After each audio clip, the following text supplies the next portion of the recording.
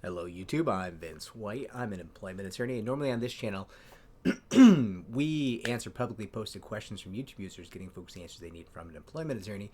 Today, though, we're not doing that. No, no. We're continuing our series on how to package your case up and make it enticing for an employment attorney, because many of you don't want representation, and that's okay. That's okay. Listen, do I think many of you might be mistaken? Yeah, I do. And that's okay. I create you videos anyways because I want to make sure even if you make a mistake or you're right, maybe you're better armed, maybe your case goes better, and that makes me happy as well. Now, back to the folks who do want representation, it comes with many advantages. You get the law firm's war chest. You get the experience, hopefully, of years upon years upon years upon potentially decades of employment law experience. You might get the experience of hundreds, if not thousands, of cases run in this specific field. That is a lot of repetitions. And I think anyone who's involved in sports will tell you, repetitions are how we learn, right? Human beings can do a thing 10 times and gain no value, no knowledge from those 10 times. 110 times, well, what have we learned today, right? I mean, there's a difference there. You can gain the wealth of knowledge, the education, the experience in the courts in terms of even just knowing people, right? Yeah, and I'm not saying, listen, there's no favors, there's no special anything, but just knowing what the clerk wants, knowing what the clerk wants to hear if you need something from the clerk, right? These are all things. There's so many benefits you get from representation. And so if you want representation for your claims, you might want to follow this playlist and look at what you're doing and how you might make your case more appealing to attorneys. Okay. On that note, today we're talking about microaggressions. And I'll just split the room like the Red Sea. Well, no. I just split the room into a no longer bipartisan sea. Because a bunch of people who think of themselves as red are like, oh, microaggressions are not real. And a bunch of people who think of themselves as blue are like, this guy's going to talk shit about microaggressions. Let's cancel him, right? You can't cancel me. You can't. It's a YouTube channel. Only way I get canceled if I stop helping people. Right, if I don't win, I get canceled real quick. Cancel myself. Now, here's the deal. Microaggressions are real. Microaggressions are symptoms of discrimination. Microaggressions harm people. Microaggressions matter as evidence in the context of a case. Also, number 5, microaggressions alone are not enough. Are they potentially a claim? Yes. But do the math. If your case is just 1, 2, 3 microaggressions, there's a high likelihood the valuation of your case is so low that employment attorneys cannot afford to help you. Let me give the people the chance down below to comment about how we should be righting wrongs and it shouldn't be about the money, and keep going. Get it all out. Tapey. Keyboard warrior. Let's do it. Got it. Thank you for your post. When's the last time you spent 20 grand and 100 hours trying to help someone? Oh, you haven't, have you? Ha! So you're talking out of your ass, right? We do those things. We do. But we can't always do it. We can't always do it. Because if that's all we did, if I just took cases worth $10,000, probably I'd help about 450 people over the course of the next 12 months, and then it's over. There's no more firm. There's no more Vince. Vince is starved. Vince is dead.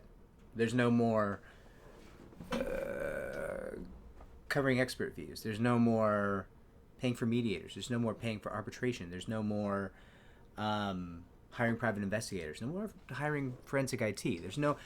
All the things that make the cases worth more money and lower risk, they're all gone. All gone. If I just spend my time helping anyone who comes in the door with no nod, with no attention paid to the business end of things, right? That's the reality of the situation. Get as mad as you like. Go ahead. Type again. Yeah. Feel better? Cool. Now, reality is, if a case is going to cost more to pursue than you might potentially win for a person, an actual employment attorney who doesn't work for the government, who must succeed to continue to exist, who will only make money if they help someone. They will only make money if they achieve a victory or a settlement of some kind. And their money will be commensurate with how much they achieve for that person, right? So often when you say microaggressions, a lot of attorneys, their eyes will just glaze. And they're not going to care anymore. Is that right? No, that's not right. Because what they should be doing is asking questions. But we're talking about like somebody who's maybe doing, every attorney is different, but I'll do 18, 20 potential client calls in a day. And I try to give everybody half an hour. I assure you, not everybody has the time for that. I'm at a strange juncture in my career that I can, I'm very fortunate that I can do that, right? Not everybody can. Some people are solo. A lot of attorneys in this field are solo practitioners, and they might have time for 5 extended client calls a day, maybe even 2, right? And so if you just say something that signifies to them that they probably can't afford to help you, their goal becomes to get you off the phone as fast as possible. Shouldn't be. It should be to dig out and suss out what's actually going on here. Is there more to this claim? Is there something a little deeper, a little meatier that we can work with here? And do I think they ought to ask you those questions? Yes. Yes, I do. They don't have to. It's not malpractice to say no thank you. It's not malpractice to say, listen, I wish I could help you, but I don't think I can help you, so I'm not going to make you an offer of representation. They're allowed to do that. I think it sucks when they tell you instead, just go file with the EEOC. That doesn't help anybody.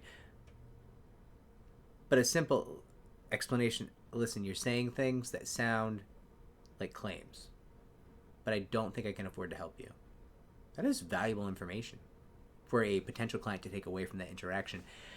The fact of the matter is, most attorneys don't say that because it's going to get them negative reviews. It's going to get them nasty comments. It's going to get them screamed at. It's going to get them raged at. It's going to get them death threats occasionally.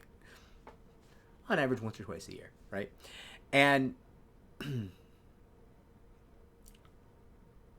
they're not going to do it. They're just going to say, oh, boy, you should file with the EEOC. Call me when you're done. Yeah, please, totally polite. Get off the phone. Yep. Let me go. Get off the phone. I have a job to do. And that's what they're going to think, and that's what they're going to do.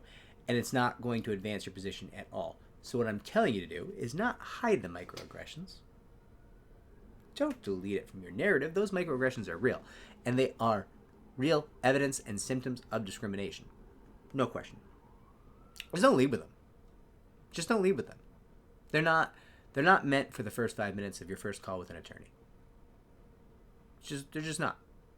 Hit the high points. Hit the big acts of discrimination, the big negative workplace consequences. I want these attorneys, when you tell them your story, when you share your narrative, I want them to say, wow, are you okay? That's what I want for you. I don't want them to say, yeah, that's a claim, I guess. Yeah. Doesn't help you, it doesn't help them. I want that wow. We need to do something about this. Wow. Can I represent you? Wow. How can I help? Right? That's what I want for you. So don't lead with the microaggression. And don't get stuck on it. People get stuck on loops of microaggressions, because often microaggressions are the most galling thing you might have experienced. But you have to be very careful not to get stuck on those. Don't get in a loop on the microaggressions. Or also, I'm told people get stuck on loops of microaggressions because the bigger things are even more traumatic and harder to share. There's a higher emotional cost to sharing the bigger trauma sometimes. So people get into this mode of sharing the micro aggressions, the micro traumas, and that's not gonna be great for you at all. So What I'm saying here is go with a plan. And put the microaggressions as context, as additional evidence, as garnish, as window dressing to what is, I'm sure, a very detailed narrative of how you have been wronged and discriminated against or sexually harassed, and lead with that. I don't know. I keep making these videos so long. I hope these things are helpful, people. If they are, like and subscribe. It helps me to help more people just like you. And, oh, the last thing. Everybody works. Almost everybody works. Not everybody wins.